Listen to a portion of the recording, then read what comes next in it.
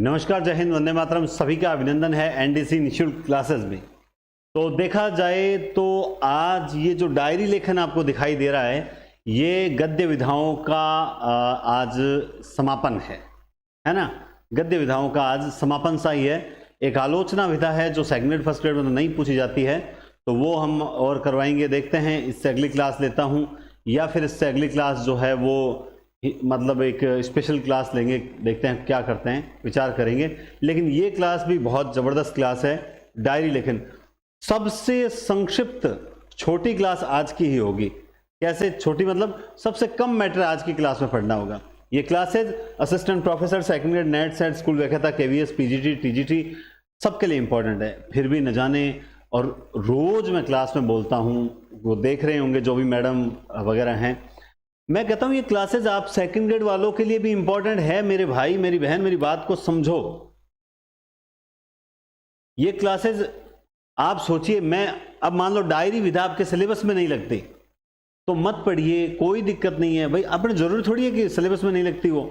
लेकिन अब suppose that मैं केवल सेकंड ग्रेड का कराऊंगा तो मैं फर्स्ट ग्रेड वालों को कैसे बाहर कर दूं?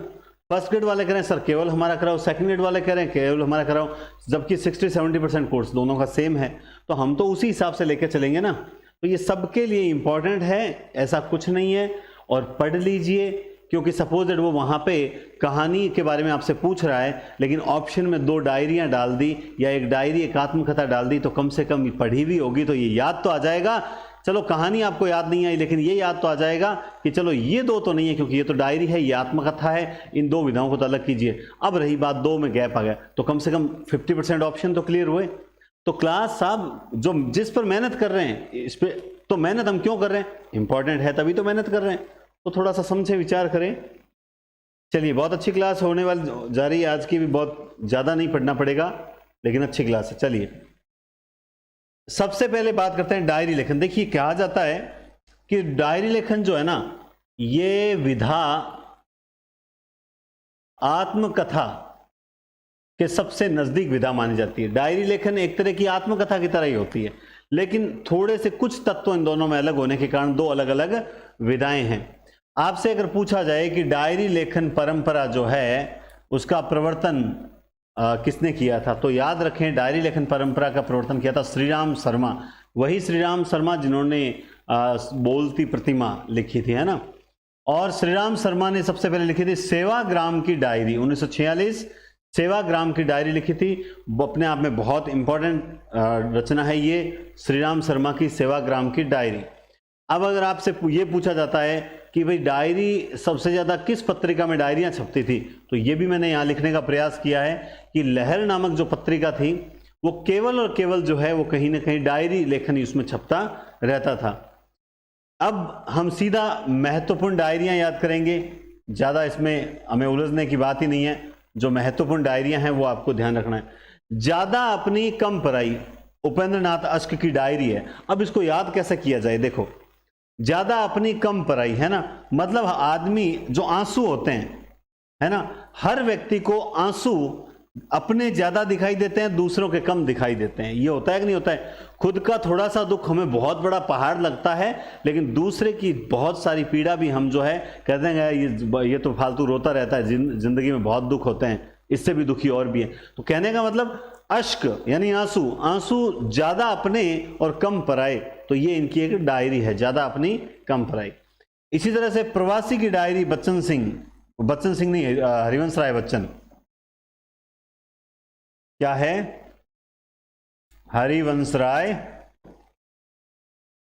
राय बच्चन जो है, इनकी ज्यादा प्रवासी की डायरी जो है हरिवंश राय बच्चन की है। इसी तरह से जो हम पढ़ते हैं एक साहित्यिक की डायरी गजानन माधव मुक्तिबोध की है। वो कुछ विद्वान उसे डायरी विधा में शामिल करते हैं, जबकि कुछ विद्वान उसे डायरी विधा से इसमें शामिल नहीं करते हैं, तो हम भी उसमें अभी नहीं लिखेंगे। लेकिन आपको ये जरूर याद रखना चाहिए कि अब जैसे मान लो डायरियों में एक अच्छी बात बताता हूँ। डायरियाँ अभी और है थोड़ी सी, ये इतनी डायरियाँ इंपॉर्टेंट क्यों हैं? क्योंकि जैसे जमुना लाल बजाज ने डायरी लिखी तो उसका नाम रख दिया जमुना लाल बजाज की डायरी। मोहन राकेश ने डायरी लिखी तो उसका नाम रख दिया मोहन राकेश की डायरी। तो उनको याद करने की जरूरत ही नहीं पड़ती। क्यों नहीं पड़ती? क्योंकि उन डायरियों के नाम साफ साफ लिखे हुए हैं। तो इसलिए ये हमारे लिए विधा ही ऐसी इंपॉर्टेंट है कि अगर इसमें से एक क्वेश्चन यानी 2 नंबर का एक क्वेश्चन आ गया तो वो हमारा करेक्ट सही ही होगा। ये बात दिमाग में रखें, ठीक है ना। और मैं फिर कह रहा हूं दोस्तों, आपको आपका जो सर्वे करवाया था, पोल करवाया था कि राजस्थान जीके की जो क्लासेस हैं, अभी 5-7 दिन पहले जो पोल करवाया था, वो कैसी होनी चाहिए। थ्योरी आपको हर टॉपिक पहले समझाकर पढ़ाया जाएगा, उसके बाद जैसे ही टॉपिक खत्म एक बढ़िया टेस्ट ले लेंगे, बहुत बढ़िया। मैं लगातार पिछले 10-15 दिनों से मैडम से जो है कह रहा हूं कि मैडम आप जो है कंटेंट इतना जबरदस्त तैयार करें कि वास्तव में अभ्यर्थियों को पहली दूसरी 3 क्लासेस आपसे जुड़ने में जरूर लगेंगी, मैं जानता हूं, लेकिन 3 क्लासेस के बाद में ये हो जाना चाहिए कि इससे बेस्ट यूट्यूब पर नहीं मिल सकता। ये हो जाना चाहिए, तब लगेगा कि मैंने, तब जैसे आप लोगों ने तो स्टार्टिंग में कहा कि सर आप बहुत बढ़िया हो, सर आपने जैसे एक कमेंट है, सर ये एक ही दिल है कितनी बार जीतोगे, किसने किया था। तो आप सब लोगों का स्नेह जो है मैं सर पे से, वो कहता है सर पे धारण करता हूं, बहुत अच्छा लगा।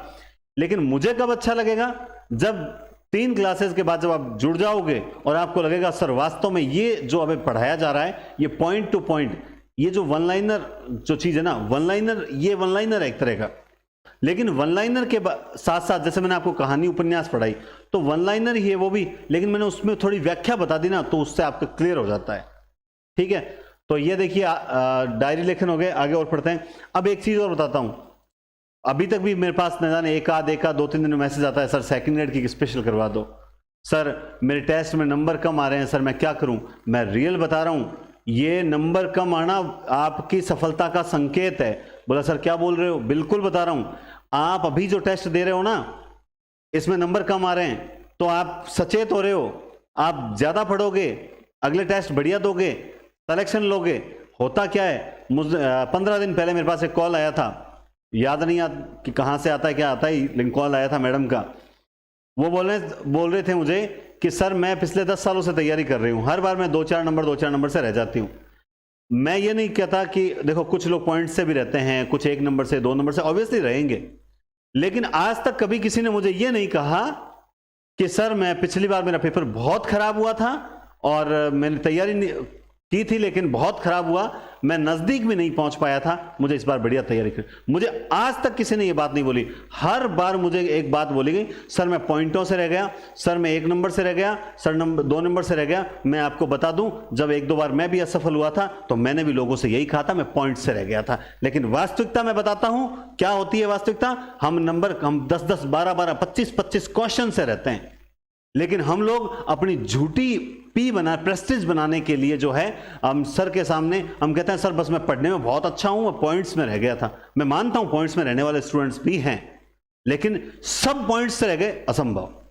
आप लोग जब तक अपनी कमियों, डॉक्टर क्या होता है, डॉक्टर के पास आप कोई पेट दर्द हो रहा है, आप दिखाने गए और डॉक्टर को कहा डॉक्टर साहब मेरा पेट दर्द हो, डॉक्टर साहब क्या पूछेंगे, कल तूने रात को क्या खाया था, तो सोचेंगे डॉक्टर साहब कहेंगे तू ऐसी गंदी चीजें खाता है या खाता है, मतलब अब तेरे को खाने का ध्यान नहीं है, हम डर के बताते हैं। आप जब डॉक्टर को सही सही चीज नहीं बताओगे तो आपका इलाज कैसे करेगा।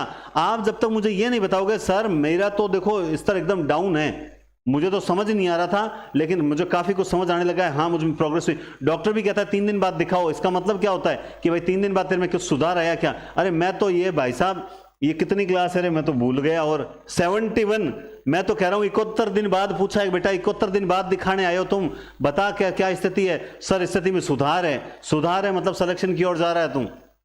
वही चीज है, झूठ मत बोला करो कि सर मैं तो पढ़ने में बहुत अच्छा हूं। अब मैं बात वापस वहीं लाता हूं, तो मैडम कहते हैं कि सर मैं हर बार 1-2 नंबर से रह जाती हूं, चलो कोई दिक्कत नहीं मैडम, इट्स ओके, होता रहता है। लेकिन अगला सुनिए, अभी तो सुनिए क्या कहा अगला सेंटेंस ये कहते हैं, ये आप कहोगे सर मैं दूसरों की बातें क्यों बता रहा हूं, आप लोगों के काम की इसलिए बता रहा हूं, सुन लीजिए, इसलिए बता रहा हूं। अगला सेंटेंस बोलता है, मैंने कहा मैडम आपने कैसा तैयारी की, तो कई बार मैं फ्री होता हूं तो थोड़ा सा पूरा जांच लेता हूं, डॉक्टर फ्री होता है, आगे भीड़ नहीं होती है तो कहता है कि चलो इस मरीज को ढंग से देख लेते हैं। तो बोला कि सर मैं तो किताब से पढ़ती रहती हूँ, ठीक है मैडम टेस्ट वगैरह कहीं दिया, नहीं सर टेस्ट वगैरह नहीं, मैं तो पढ़ती रहती हूँ ज्यादा। बस वहीं हो गया कल्याण। आप जब तक मूल्यांकन नहीं करोगे आपको पता ही नहीं लगेगा कि आपने क्या पढ़ा है और आपको क्या पढ़ना चाहिए था, आपको क्या आता है और क्या आना चाहिए था। तो मूल्यांकन की बहुत जरूरत होती है। ठीक है ना। कई कहते हैं सर मैं तो बाद में लूंगा, मैं बाद में लूंगा। भाई आप, हम तो क्या है, हमारा काम है, मैं कर्म निभाता हूं अपना, तुम अपना धर्म निभा देना। मैं तो अपना कर्म निभाता हूं। बार बार ये कह रहा हूं कि टेस्ट सीरीज जो हैं उसमें लगातार संख्या, हर टेस्ट में संख्या बढ़ती जा रही है। अब साहित्य कंप्लीट हो चुका है, बस एक क्लास और होगी, या बस ये लगभग कंप्लीट है, एक क्लास और होगी चाहे वो किसी की भी हो, तो उसमें बाद गद्य विधाएं कंप्लीट होगी। इस टेस्ट सीरीज में आपको मैंने बार बार बताया, नेट की चल रही है, स्कूल व्याख्याता सेकंड ग्रेड, एक स्पेशल हिंदी व्याकरण की अलग है। अब जो स्कूल व्याख्याता लेगा उसको भी व्याकरण मिलेगी, सेकंड ग्रेड लेगा उसको भी व्याकरण मिलेगी, ठीक है। लेकिन नेट वालों को व्याकरण नहीं मिलेगी, क्योंकि नेट में व्याकरण है नहीं। लेकिन कोई चाहता है सर मैं सेकंड ग्रेड भी करूं, सर मैं स्कूल व्याख्याता भी करूं, सर मैं आगे दिसंबर नेट और उससे अगली नेट भी देना चाहता हूं, तो सर ये आप टेस्ट सीरीज बताओ। तो मैं आपको कह रहा हूं बार बार पैसे खर्च करना अच्छा लगता है क्या? हमारा काम है जरूरतमंदों तक एक लागत मूल्य में जो है आप तक ये टेस्ट सीरीज पहुंचाए, आपको 2 साल तक, यानी इसकी वैलिडिटी कब तक है? टिल एग्जाम और 2 इयर्स, ठीक है। लेकिन 2 इयर्स है अधिकतम। अगर एग्जाम पहले होता है तो एग्जाम के बाद दी एंड हो जाती है, लेकिन इसमें तो सारे एग्जाम शामिल हैं, इसलिए इसकी तो हमने फाइनली कर दी कि 2 साल तक तो आपको कहीं पर भी कुछ भी परचेज करने की जरूरत नहीं पड़ेगी, 1 रुपया नहीं लगेगा। ये नेट का रिचार्ज का रुपया लगता है वो तो लगेगा। तो ये इतनी बेस्ट टेस्ट सीरीज को आप क्यों छोड़ रहे हो? अब तक किसका वेट कर रहे हो? सर विज्ञप्ति आने के बाद लेंगे, विज्ञप्ति आने के बाद जब इसका मूल्य बढ़ जाएगा फिर कहोगे सर छूट, तो छूट नहीं मिले, क्योंकि मेरे पिछले अभ्यर्थियों के साथ मैं धोखा नहीं कर सकता। चलिए, तो आप समझ जाएं, हिंदी पॉइंट एप्लीकेशन है जिसका आगे चलकर नाम भी चेंज होगा, लेकिन अभी से मैं सूचना देना स्टार्ट कर देता हूं, अभी काफी समय बाद होगा चेंज, होगा जब बताएंगे आपको, ठीक है। चलिए, तो हम डायरी लेखन कर रहे थे। इसी तरह से दिल्ली मेरा प्रदेश, रघुवीर साय दिल्ली के ही थे, इसीलिए इन्होंने एक डायरी लिखी। क्या डायरी लिखी? दिल्ली मेरा प्रदेश। रघुवीर साय कहते हैं कि दिल्ली मेरा प्रदेश है, जबकि रविंद्र कालिया कहता है स्मृतियों की जन्म पत्री। रविंद्र कालिया कहता है मैं डायरी नहीं लिख रहा हूं, डायरी नहीं, कालिया कहता है, आप इसको यूं याद करें कि कालिया ने कहा, अब देखो मैं सम्मान रविंद्र कालिया का बहुत सम्मान करता हूं, क्योंकि मैं रविंद्र कालिया, ममता कालिया, लेकिन इनके नाम से ट्रिक बना रहा हूं, है ना। कोई कहते हैं देखो हिंदी के टीचर है कैसे बोल रहे हैं, हम कोई गाली नहीं दे रहे हैं, ठीक है, समझ रहे हैं। कालिया ने कहा कि मैं तो डायरी नहीं लिख रहा हूं, स्मृतियों की जन्म पत्री लिख रहा हूं, मेरी जो यादें हैं, स्मृतियां हैं, उनकी जन्म पत्री तैयार कर रहा हूं। कमलेश्वर देश देशांतर, तर वर, कमलेश्वर देश देशांतर, कमलेश्वर देशांतर, तर वर अटैच कर लीजिए। राम के दर्शन आते जाते हर वक्त कीजिए, आते जाते दिन में आते जाते राम के दर्शन करते रहना चाहिए, क्योंकि राममय होना सुकून देता है। राम, इस राम से बड़ा राम का नाम है। राम दर्शन आते जाते क्या करने हैं? राम के दर्शन करने हैं। दिमाग में रखो, आते जाते राम के दर्शन करने हैं, आते जाते राम के दर्शन करने हैं, आते जाते राम के दर्शन करने हैं। भवंती, अंतरा, शाश्वती, ये इन 3 भागों में लिखी, तीनों का अलग अलग नाम दिया। क्या नाम दिया? भवंती, अंतरा, शाश्वती, ये तीनों नामों से नाम देकर लिखा। आपके नोट्स में क्या लिखा वो भी बताता हूं। आपके नोट्स में शायद जो है शिव पूजन साय लिखा हुआ होगा, लेकिन वो गलत है, यहां पे आप अज्ञेय करना। ये अज्ञेय ने जो अपनी जीवनी लिखी, डायरी लिखी थी, उसे 3 भागों में, तीनों को अलग अलग नाम दिया, भवंती, अंतरा, शाश्वती। भवंती, अंतरा और शाश्वती, ये किसकी है? सचिदानंद हीरानंद वात्स्यायन अज्ञेय। मैंने आपको 2-4 दिन पहले, देखते हैं सबसे पहले आंसर कौन देता है, 2-4-5 दिन पहले शायद आपको एक चीज बताई थी कि वियोगी हरि का मूल नाम क्या है, बताओ देखें। वियोगी हरि का मूल नाम क्या बताया था? सबसे पहले जवाब आ गया? देखते हैं, आज मैं देखूंगा ये कमेंट। मैंने बताया था हरि प्रसाद द्विवेदी, ये बताया था। क्या बताया था? हरि प्रसाद द्विवेदी, याद रखा करो। और ये भी बता सकता हूं मैंने आपको कब बताया था। मैंने आपको निबंध की जो 2nd क्लास थी उस वक्त बताया था।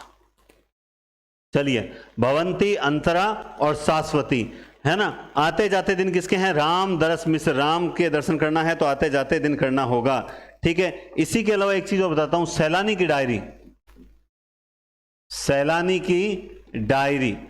अब ये भी अपने आप में देखो, डायरियों में अगर पढ़ेंगे तो ये भी इंपॉर्टेंट इसलिए हो जाती है क्योंकि ये राजेंद्र अवस्थी की है। किसकी है? राजेंद्र अवस्थी की है सैलानी की डायरी।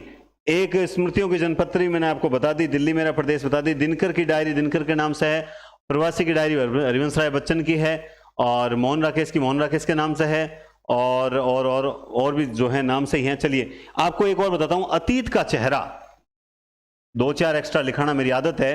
अतीत का चेहरा, अब ये किसी न किसी मुस्लिम की है, और वो उस मुस्लिम का बहुत बड़ा नाम है जाबिर हुसैन, बहुत अच्छे लेखक हैं ये भी, जाबिर हुसैन, अतीत का चेहरा। और ध्यान रखना इनकी एक और भी डायरी, बीवी की मजार, बीबी की मजार, बताओ बीबी की मजार पर भी जाकर इन्होंने क्या लिख दी, जाबिर हुसैन ने डायरी लिख दी। लेकिन इसके साथ इनकी एक और भी है, एक रात नदी भरी, ऐसा कुछ है, एक नदी, एक नदी और उसमें पानी नहीं था, हाँ ठीक है, एक नदी रेत भरी। ये तीनों जो है ये डायरियां हैं, अतीत का चेहरा, बीबी का मजार, एक नदी रेत भरी, और तीनों की तीनों जो है वो किसने लिखी है, जाबिर हुसैन ने लिखी है। याद रखिएगा, बहुत अच्छी चीज है, ठीक है। एक और है नरेंद्र मोहन की, साथ साथ मेरा साया, क्या है, साथ साथ मेरा साया, किसकी है, नरेंद्र मोहन की, मेरा साया, नरेंद्र मोहन। ये वही नरेंद्र मोहन है जिनकी जीवनी पढ़ी थी हमने, जिनकी जीवनी पढ़ी थी, मंटो जिंदा है, पढ़ी थी ना, मंटो जिंदा है, याद रखना, मंटो जिंदा है। इसके अलावा लास्ट बताता हूं, आपने जीवनियां पढ़ाते समय मैंने व्योमकेश दरवेश पढ़ाई थी, किसकी थी वो थी विश्वनाथ त्रिपाठी की, किसकी थी, विश्वनाथ त्रिपाठी की।